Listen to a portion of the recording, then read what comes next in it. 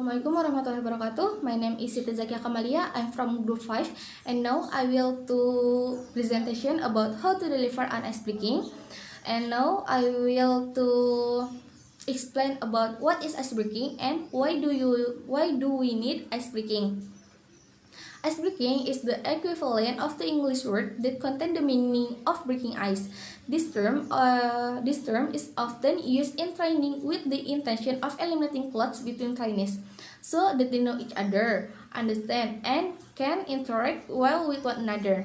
Nah, maksud dari sini tuh ice breaking tuh bisa merubah situasi yang dari situasinya jenuh, tegang, kaku, boring, atau ngantuk, ataupun yang lain ke situasi yang lebih menyenangkan dan lebih ceria. Nah, why do we need ice breaking? Kenapa sih kita perlu sama yang namanya ice breaking?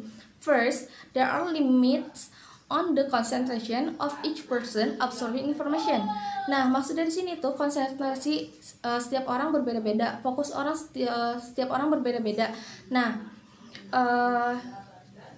buat orang-orang yang mau presentasi ataupun guru-guru yang bakal ngajar di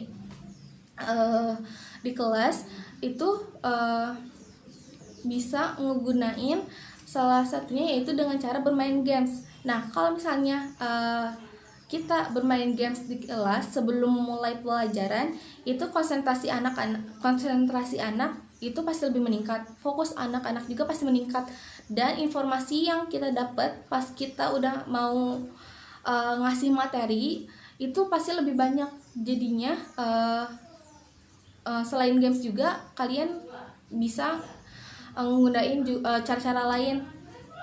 Nah, the second is there needs to be involvement of the audience in the forum so that a sense of togetherness arise toward the forum. Nah, maksud dari sini tuh kalau lagi contohnya nih, kalau lagi presentasi kan nggak mungkin cuman presentasi aja, nggak ada yang nanya, nggak ada yang tektok lah intinya. Nah, dari sini tuh perlu banget audiens sama presenternya tuh kayak ada keterkaitan, maksudnya ada interaksi gitu. Jadi dalam kelas atau dalam presentasinya juga lebih aktif, terus si audiens juga dapat ilmu yang lebih banyak atau informasi yang lebih banyak. Nah, the third is various condition of the audience before the forum began. Nah, maksud dari sini tuh kita lihat sebelum presentasi atau sebelum masuk kelas, kita lihat situasi kelasnya, kondisi kelasnya kayak gimana, situasi anak-anaknya kayak gimana. Kan nggak mungkin setiap anak-anak tuh sama kondisinya, kan pasti ada yang lagi gamut buat belajar, ada yang B aja, ada yang acuh, terus ada yang cuman main HP aja, gak mau tahu apa-apa, ya kan. Nah, dari situ kita bisa ngehandle, bisa ngerubah situasinya. Nah, yaitu dengan cara salah satunya kayak tadi, dengan cara bermain games. Nah, kayak gitu.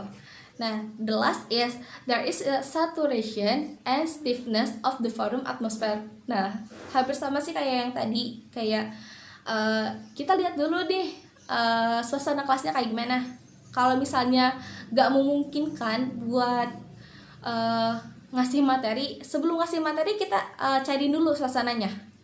Nah, contohnya tuh kayak bermain games lagi, atau enggak openingnya semangat gitu. Jadi ke anak-anaknya juga lebih happy, lebih senang buat dapetin materinya kayak gitu.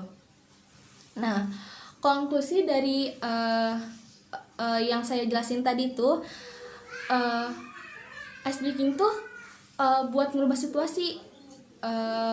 Terus juga ice breaking juga sebenarnya bukan buat anak-anak aja, bisa juga buat orang tua. Terus juga nggak hanya harus di kelas, ice breaking juga bisa digunain di luar kelas ataupun bisa dibilang di outdoor lah kayak gitu. Jadi so thank you for attention. Wassalamualaikum warahmatullahi wabarakatuh.